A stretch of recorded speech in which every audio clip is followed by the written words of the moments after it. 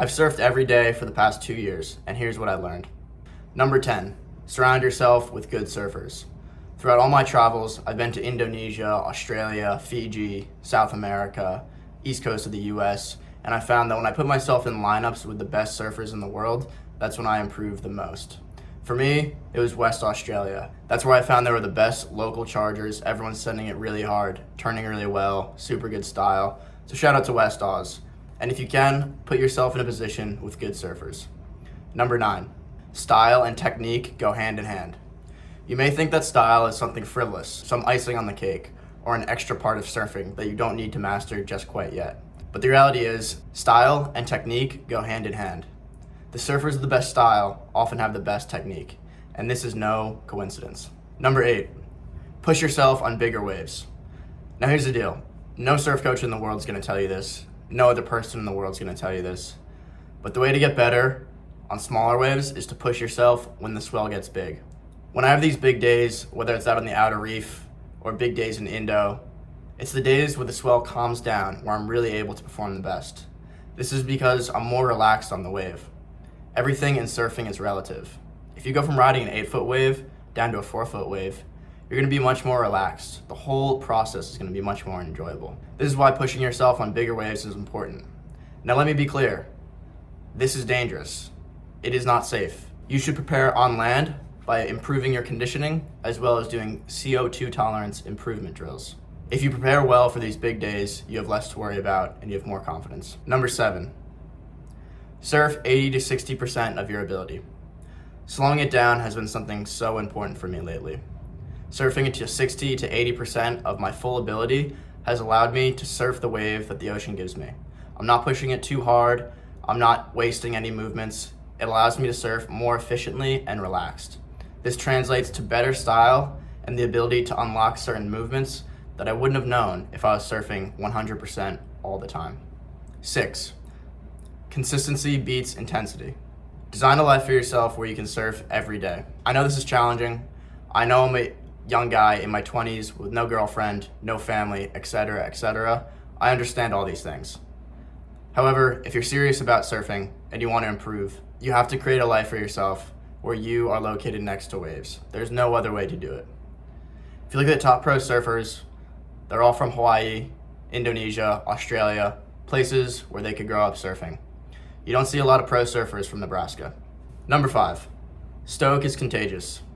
Give compliments in the lineup. Okay, so here's the deal. A lot of times I'm out in the lineup and it's easy to get in my head.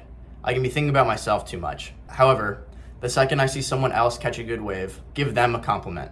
Say, hey bro, that was a sick wave, way to be. Hey man, you're surfing really well today, etc., etc. What this does is it not only hypes up the other person I'm talking to, but it gets myself out of my own head. When you focus on making other people's day, it benefits your own psychology. So you can do it for selfish reasons. But just remember, spread the stoke. It's contagious. Number 4, it's not better on the other side of the point. I've gone on so many wild goose chases, particularly with my friends when I lived in Australia, who always insisted that some other break was going to be better than the first one we checked. The amount of mornings I spent on my days off going from surf spot to surf spot to surf spot are just insane. If you show it to a place and there's more than a puddle, just paddle out and surf. You can surf the other spots later in the day. Number 3, get video and get a coach. Okay, so this is something that I refused to do. I was ignorant. I thought I knew everything. I like to muscle my way through things in life, and I just think effort will get me there. However, the quicker you admit your ignorance, trying to learn something new, the quicker you will progress. For me, it took getting made fun of online a lot in order for surf coaches across the internet to reach out and offer to do surf coaching to me for free. You shouldn't wait that long.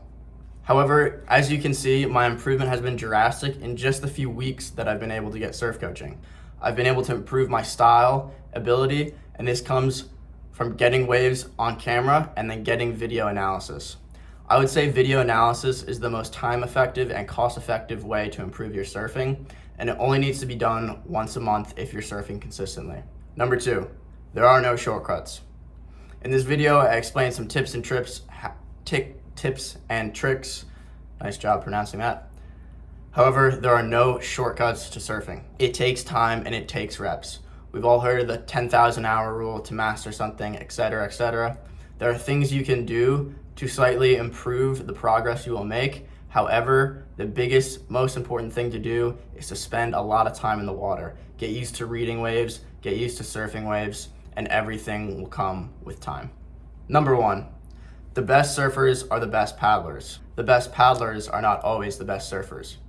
Okay, remember that analogy in grade school about a rectangle and a rhombus and a square, and how one is the other but the other isn't the other?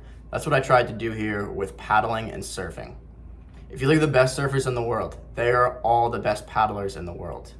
Surfing is like the level 2 skill, but the level 1 skill is learning how to paddle. If you can paddle longer, faster, and stronger than the other guys in the lineup, you will catch more waves and you will improve faster. It's just simple math. There's no way around it.